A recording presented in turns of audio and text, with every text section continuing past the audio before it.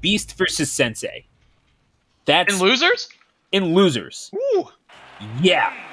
So enjoy that, folks, but certainly enjoy this as well. You are seeing YoutubeMan back on your screen going up against Bashi. So a little bit of Pit versus Game & Watch action. The Pit Renaissance is in full effect, Has.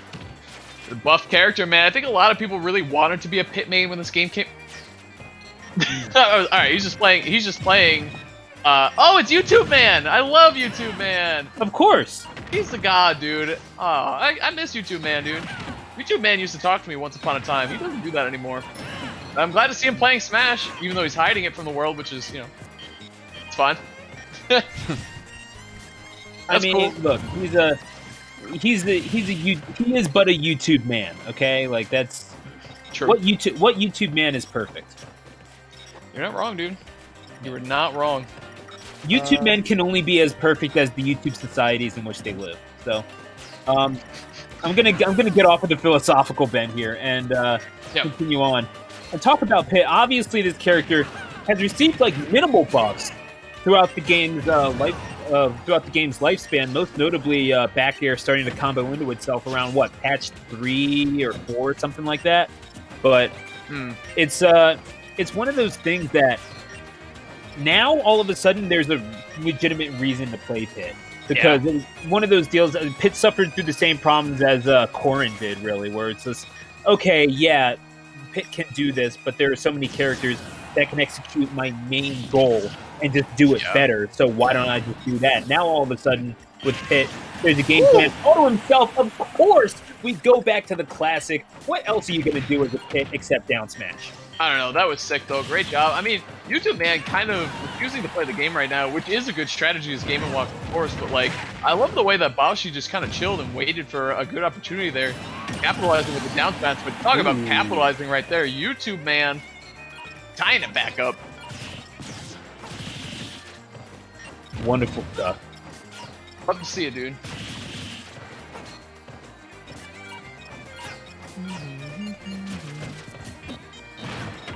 I'm trying to see, is this is Pit, not Dark Pit, right? Like, I'm not going crazy. It's just regular Pit, Yeah, for sure. Yeah. He does have a lot of like funky outfits and stuff. Even with Dark Pit too. Look at this. I don't like a lot of Pit skins. Really? Yeah, I mean, this one is okay. It's not as egregious as some of the other yellow ones, but I mean, because I don't know if you've ever seen Ridley's. Literally, just I've got a nickname for it. Yeah, oh my gosh, of course, that big old side B. Yeah, Dark Pit's is electroshock. That's one indicator. But you know what? Down smash into forward smash is an indicator that Game & Watch is degenerate. So we're at one stock apiece, Has.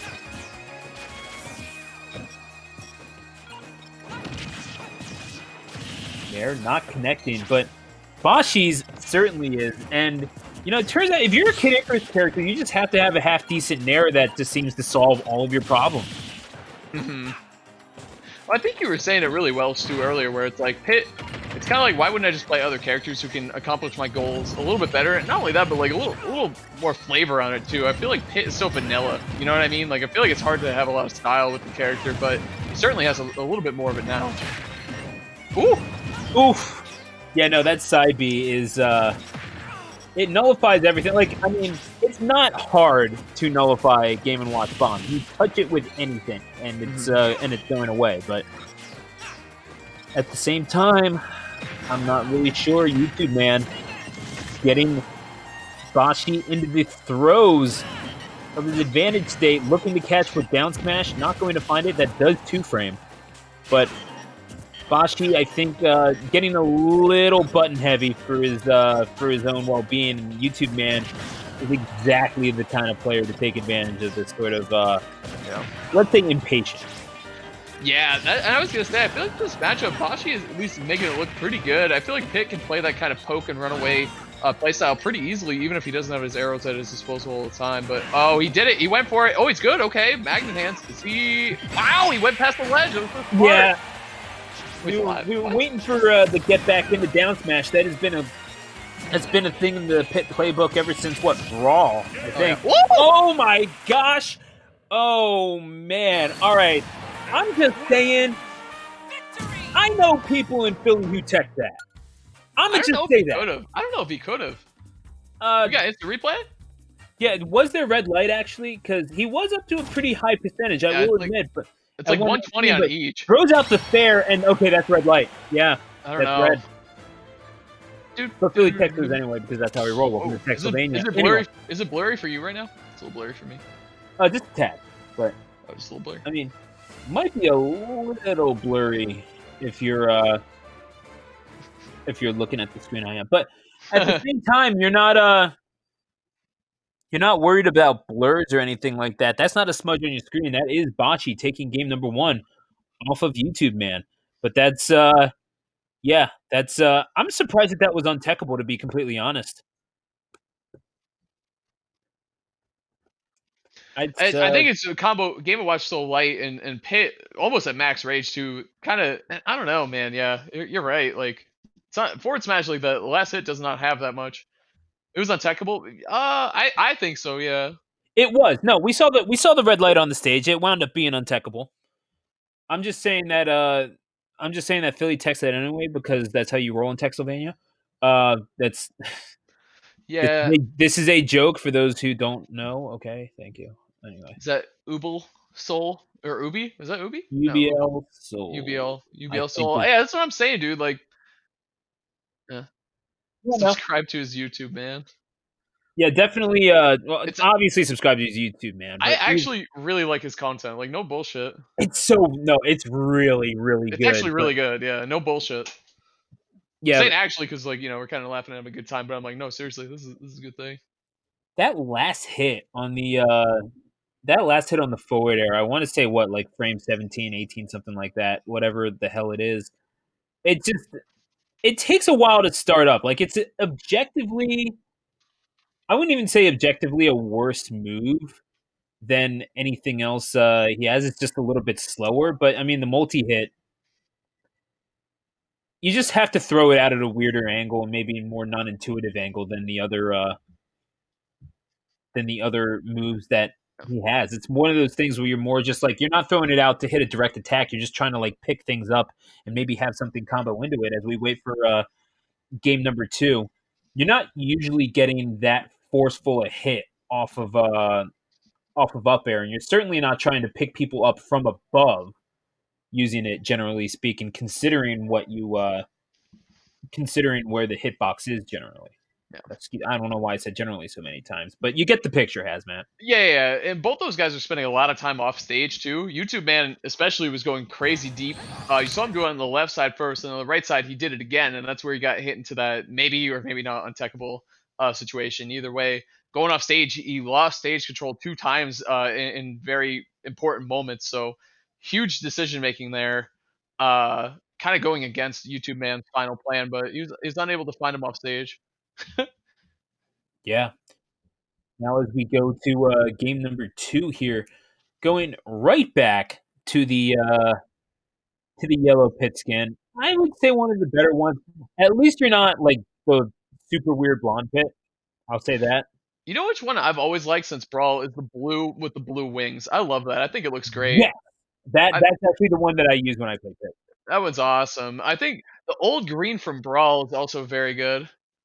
I I don't like the green one in this game. The one with like the red scarf. It's Yeah, too no. yeah. Well, the red wings are what throw it off for me. I still like the red scarf, like the Christmas bit. You got Yeah, the white wings, green outfit, red scarf. it's a nice thought, and then you see it in practice. But I like it. That's just me though. Different strokes. yeah, exactly. But you're wrong. So anyway, Final Destination game number 2. We're going to get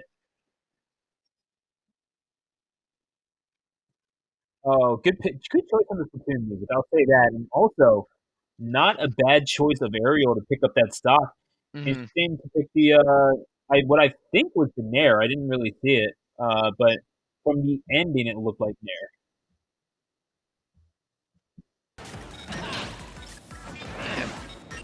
I gotta say, Bashi's defense is really good, dude. And it's so important to have against Game & Watch. Like a situation like this where he has to land that roll. I can't. Yeah. YoutubeMan with the triple. You'll love to see it. Of course. And of course, you jab at leg because Game & Watch still has a Smashboard jab. Yeah, it does a million damage, so why not? Yeah, I mean, look. Nice. You're telling me these percentage points are free? Absolutely, I'll take them. Right. Why would I not? You're telling me a Mr. Game in this watch? That's nuts. Oh man, you got caught sleeping, buddy. All right, that down air stays out for effectively long. I have to say, it's a little easier to catch than Young Links, I would say, but wow. Ooh. That was a great sequence from YoutubeMan, and he was having a hard time. They gotta give Bashi a lot of credit on the recoveries because he's stalling nice and low and forcing YoutubeMan to throw out his option and then recovering kind of around it. But that time around, YoutubeMan threw out nairs instead of like trying to line up a back air and trying to catch the timing. So the nair, instead of going for the instant KO, you know, off the side blasting with a back air, he used a nair to just set Bashi up into an awkward place to recover from and ultimately got the stock for it. That was super smart from, actually just, you know, it's good adaptation across the board by both players. No, excellent effort by Bashi. I don't think anyone's taking that away from Gonzalo. Ultimately losing that stock, but that was, again, as you mentioned, YoutubeMan, he made to earn that.